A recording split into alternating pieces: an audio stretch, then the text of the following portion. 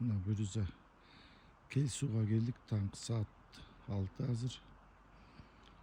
Карачы асказоолорду какшалтоону булуттар каптап турат. Соңуп боз ийлер,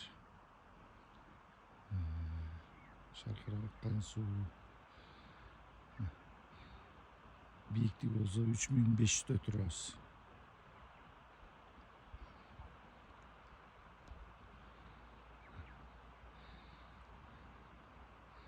Мына бул жак болсо өзүнчө эле айыл болуп кетти. Көпмүш боз ийлер көп. Карачы аябай өзүнчө эле айыл болуп калды. Мен машина дегендер көп. Коноктор аябай көп экен. Барс юрт кемпте жатабыз. Бөрүзө бүгүн түнү менен жол жүрүп келдик, эми бүгүн жатабыз Бөрүзө.